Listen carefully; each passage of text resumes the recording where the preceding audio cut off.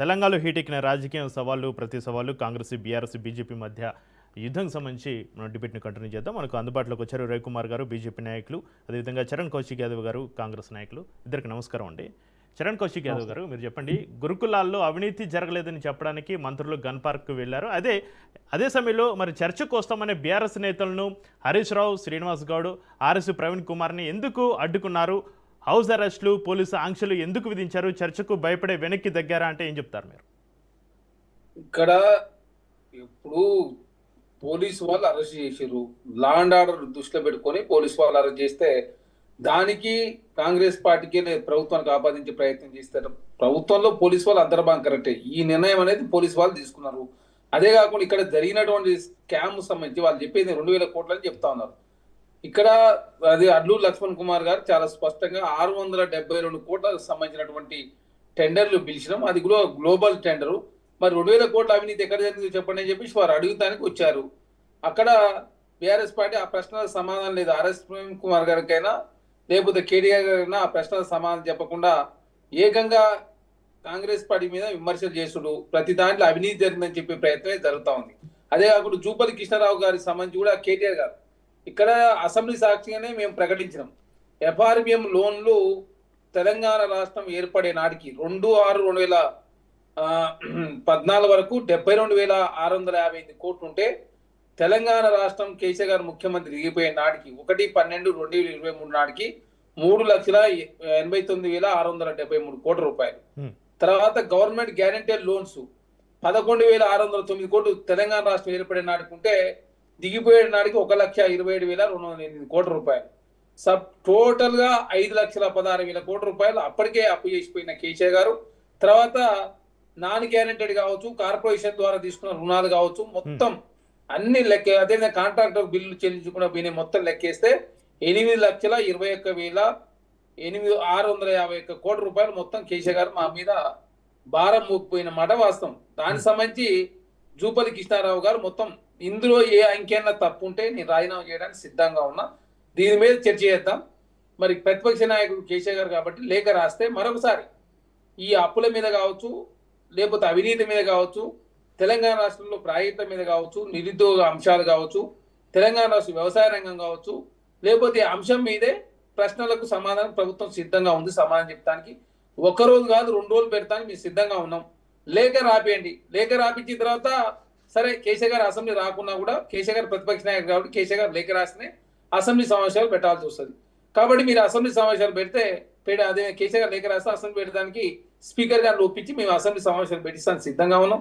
ఎందుకంటే బయట ఏదో మాట్లాడితే కరెక్ట్ కాదు. నమస్తే తెలంగాణ ఒకటి వస్తుంది, టీ న్యూస్ లో ఒకటి వస్తుంది, తెలుగు స్క్రైబ్ లో ఒకటి వస్తుంది, మిగతా పేపర్లు అన్నింటిలో ఒకటి వస్తుంది, బీఆర్ఎస్ పార్టీ నాయకులు ఒకటి మాట్లాడుతూ ఏది నిజమో ప్రజలకు అర్థంగా కన్ఫ్యూజ్ అవుతా ఉన్నాయి. కాబట్టి ఈ కన్ఫ్యూజ్ కాకుండా ఉండడం కోసం అసెంబ్లీ అనేది ప్రజల చేత ఎన్నుకోబడే ఎమ్మెల్యేలు అసెంబ్లీలో మాట్లాడాల్సి ఉంటుంది, అసెంబ్లీలో ప్రశ్నలకు సమాధానం చెప్పాల్సి ఉంటుంది. కాబట్టి ప్రభుత్వం కూడా సమాధానం అసెంబ్లీ వేదిక చెప్తే మొత్తం రాష్ట్ర సమాజానికి అర్థమవుతుంది. అసెంబ్లీలో చర్చ పెడతామని చెప్పి ప్రభుత్వం కోరుతాం. అటు అసెంబ్లీ సమావేశాలు పెట్టడానికేమో కేసీఆర్ గారు లేఖ రాయరు, కేసీఆర్ గారేమో అసెంబ్లీ రాడు. గతంలో కూడా ఇదే చేశారు. అసెంబ్లీ సమావేశాలు జరుగుతుంటే కృష్ణా జలాలు, గోదావరి జలాలను కాంగ్రెస్ పార్టీ అన్యాయం జరిగిందని కాంగ్రెస్ పార్టీ ప్రశ్నించారు. కాంగ్రెస్ పార్టీ ఏం చేసింది? ఆ అసెంబ్లీ సమావేశాల్లోనే కృష్ణా జలాలు, గోదావరి జలాల మీద సమయం కేటాయించి సమావేశాలు పెడితే కేటీఆర్ గారు, హరీష్ రావు గారు బైకాట్ చేసి వెళ్ళిపోయారు. అంతకుముందేమో కేసీఆర్ గారు మా పిల్లలు చూసుకుంటారని చెప్పి వాయిదా అన్నారు. తర్వాత పిల్లలు పోయారు, తండ్రి పోయిన పరిస్థితి మనం చూసినాం. కాబట్టి దయచేసి తెలంగాణ సమాజాన్ని తప్పుదారి పడించే ప్రయత్నం జరుగుతూ ఉంది.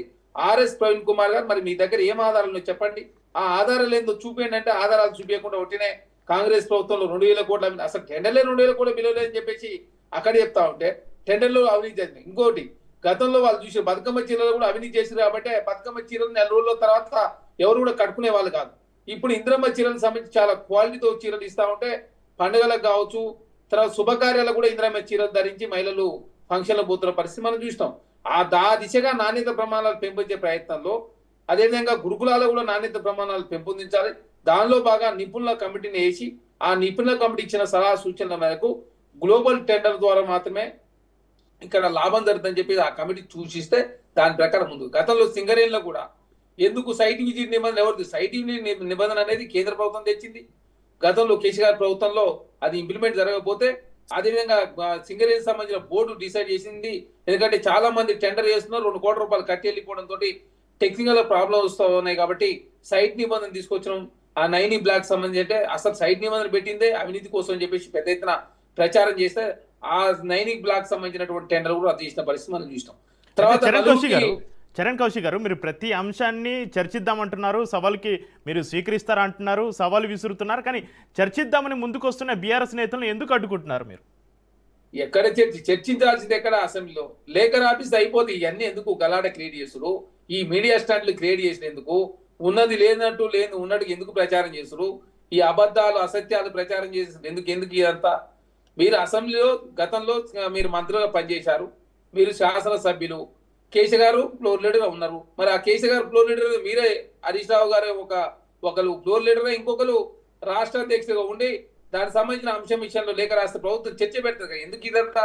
అక్కడైతే రికార్డ్ అవుతుంది, అక్కడైతే రాష్ట్ర ప్రజలు నమ్ముతారు, అక్కడ ఎవరిది వాస్తవం అనేది తెలిసిపోతుంది. బయటిది ఆ వాస్తవం అవాస్తవం అని చెప్పడానికి నిర్ధారించడానికి వ్యవస్థ అయితే చర్చలకు కేసీఆర్ రావాల్సిన అవసరం లేదు, చాలు హరీష్ రావు చాలని కేటీఆర్ అంటున్నారు.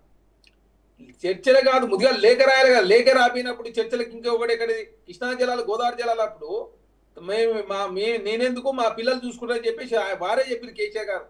కృష్ణా జలాలు గోదావరి జలం చర్చ జరుగుతూ ఇద్దరు బైకాట్ చేసి వెళ్ళిపోయారు. ఎందుకు?